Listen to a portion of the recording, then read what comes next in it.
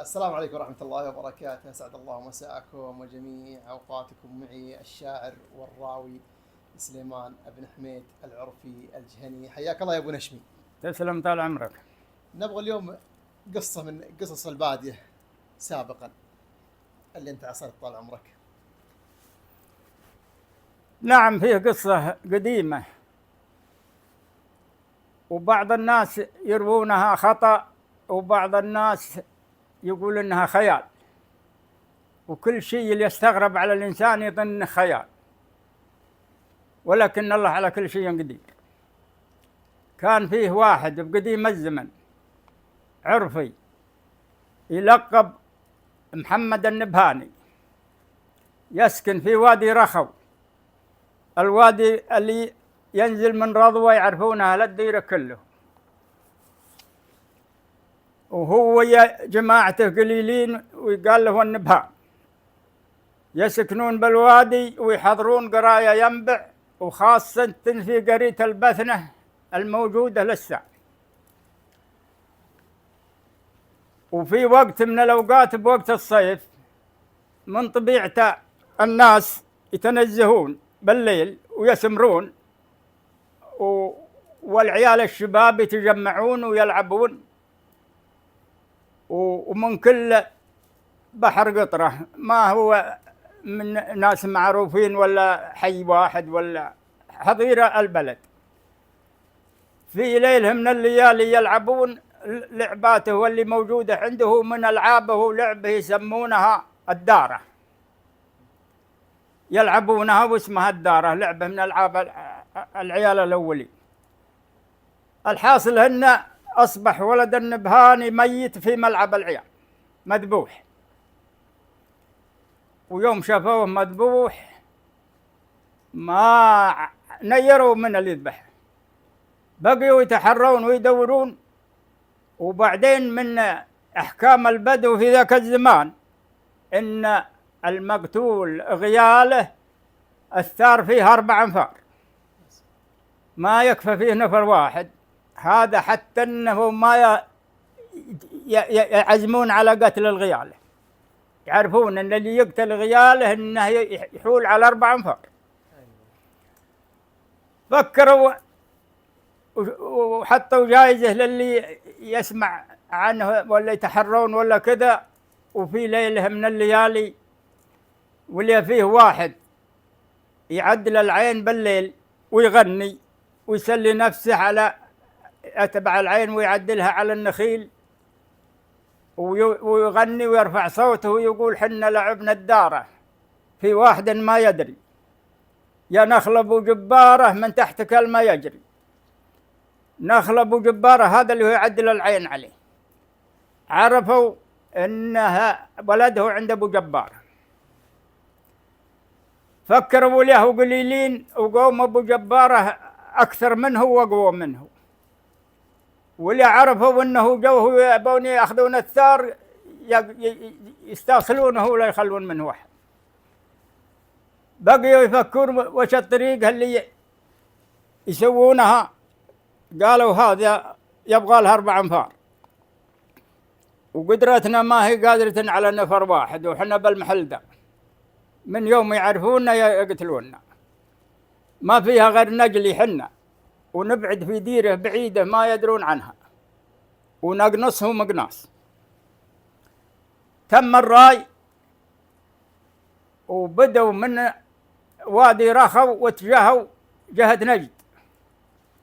يوم انه هو تعدوا خيبر استقروا واستجموا قواهم ورجعوا 2 منه وبيتوا قوم أبو جبارة بالليل وذبحوا 2.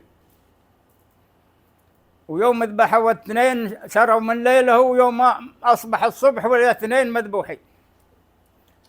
صاحوا أهله وقالوا وين هو؟ ما عيناهم. راحوا للسلطان الموجود هك الحين في ينبع وقالوا له حنا نذبحوا رجالنا، وش الراي؟ قال الراي شركوا مكانه، هذول اللي ذبحتوا 2 وباقين 2، الليلة الثانية يعودون على 2 الباقين ويذبحونه. الغيالة ب4 أنفار. قالوا وش الراي؟ قال الراي اجمعوا دية 2 البقي وجيبوها عندي وانا احط منادي، كل ما قام السوق ينادي منادي لا طلاب تذكار ان دية 2 الباقين موجودة عند السلطان.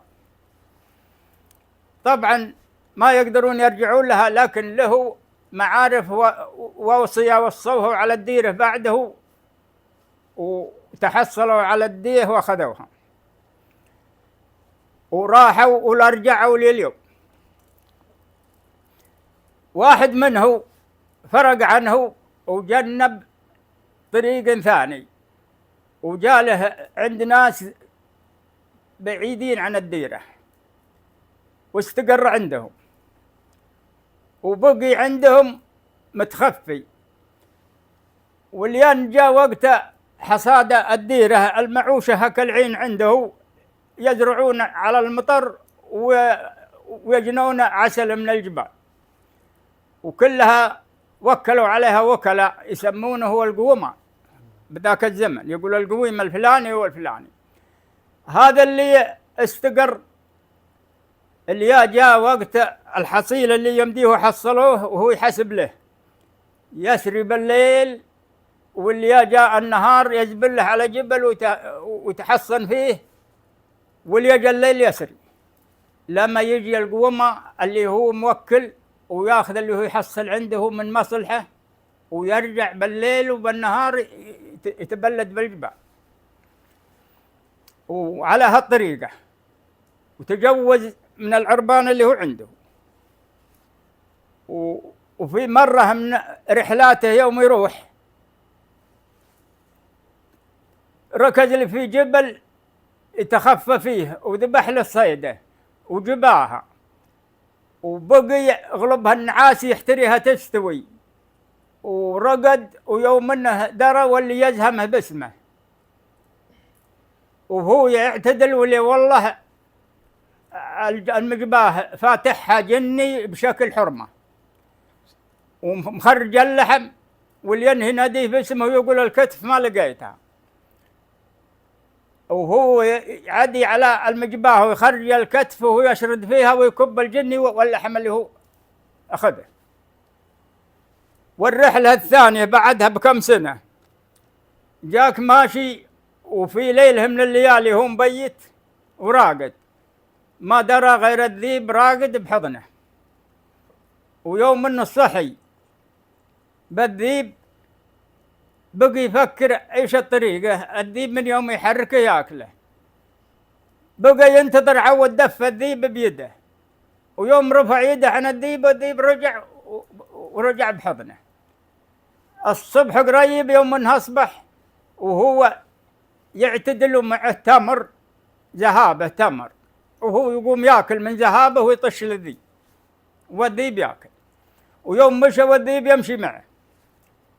يوم طالت الرحلة وثق من الذيب انه ما هو اكله، والذيب وثق منه انه ما هو ذابحه، وياكل من تمرته ويطش للذيب.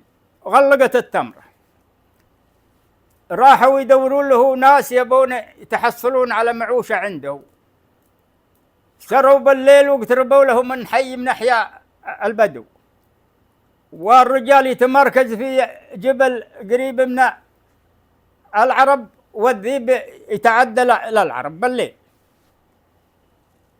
وصار انه ما حصل شيء، مفكر والذيب راجع عليه ما جاب له شيء.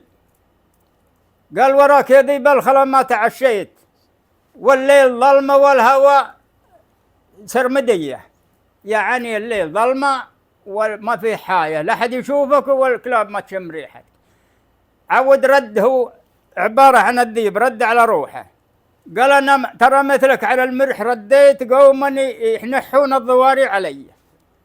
عودوا سروا وراحوا الحي ثاني بعيد عن هذولا، وتمركز في جبل قريب منه، ويوم انها تمركز والذيب يدخل يمه، واخر الليل ولين يشوف الزول مقبل عليه وهو يتعرضه، واللي والله الذيب ينقل له بو مضيورات عليه الثنتين ولأنهن يتبعن. ويوم انها استقبل الذيب والذيب يحط البو عنده وهو يروح ويشرد، أخذ البو والنياق وروح فيه.